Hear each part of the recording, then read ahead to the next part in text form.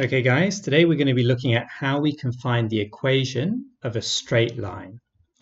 Now really there's one thing you need to understand. That to find the equation of a straight line, you need to know the gradient of the line and you need to know a point on the line, right? These are the two things that you need, the gradient and you need a point on the line. If you know these two things, then you can find the equation.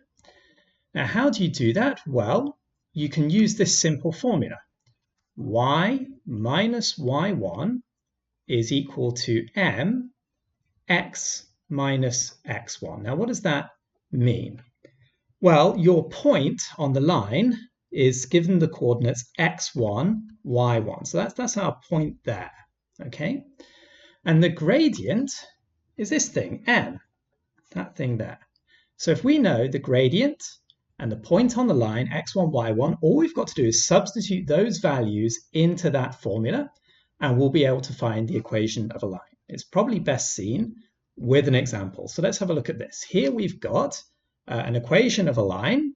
It goes through the point 6, 4, and let's say the gradient of this line is equal to a half, right? So we say the gradient, m, is equal to a half. So how could we find the equation of this line? Well, we write our formula, y minus y1 is equal to mx minus x1. Right, and what we're going to do is we're just going to substitute the points into the right place. So what's our y1 value? Well, it's the y coordinate of our point, which is 4. So I'm just going to substitute that in there. So I've got y minus 4. Okay, next what I've got to do? Well, this is equal to m. Well, what's m? Well, m is our gradient. It's this thing here. So I just substitute that in. A half goes there. And what's next? X minus x1. Well, what's our x1 value? Our x1 value is the x coordinate value of our point, which is 6. So in the end, what I get, if I substitute in all my values correctly, I get y minus 4 is equal to a half x minus 6. And from that point on, all I've got to do is I've got to expand, right? Y minus 4 is equal to a half x minus 3. Add 4 to both sides. Y is equal to a half x plus 1. And that is the equation of our line. Well, okay, let's try it with another example. Let's say that we've got a line that goes through the point 1, negative 5 and is parallel, right, parallel to this line here, y equals 2x plus 7. Now, remember what I said at the beginning. To find the equation of any line, you need a point on the line and you need a gradient, the gradient of the line. Well, our point is obvious, right? We've got the point there, 1, negative 5.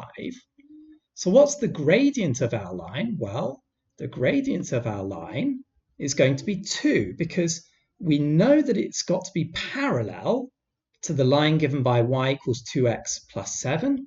And that value there, 2, is the gradient of that line. So that's our m value.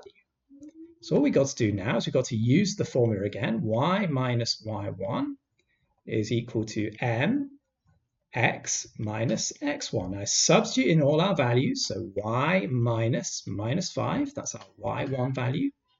M, which is 2. X minus our x1 value, which is 1. So I get y plus 5 is equal to 2x minus 2. And so y is equal to 2x minus 7. Right? That's how I find the equation of that line. Well, what about the next example? The next example is a little bit more complicated because here we've got a line that goes through the point 6, 3, but we now know that it's perpendicular to this line here, 3x plus 4. Now, the key thing is that it's perpendicular. So how do I find the gradient of my line? Well, I know that this gradient here, right, is 3. So we call that one there 3, or sorry, call it m2. m2 is 3. So how do I find the gradient perpendicular to that? Well, I know that if two gradients, m1 and m2, are perpendicular, then when I multiply them together, I should get negative 1. Right, so I just substitute that in. So I get m1 times by 3 is equal to negative 1. And so therefore, m1 is equal to minus a third. So I've just calculated the gradient of my line, the gradient that is perpendicular to y equals 3x plus 4. So now that I know that, now that I know my gradient, all I've got to do is I've just got to use my formula. Y minus y1 is equal to mx minus x1. And what's our y1 value? Is minus 3. What's our m value? Well, we just figured out that it's minus a third. And our x1 value is 6. So then all I've got to do is I've got to expand y plus 3 is equal to minus a third x plus 2. Or rearranging, y is equal to minus a third x minus 1.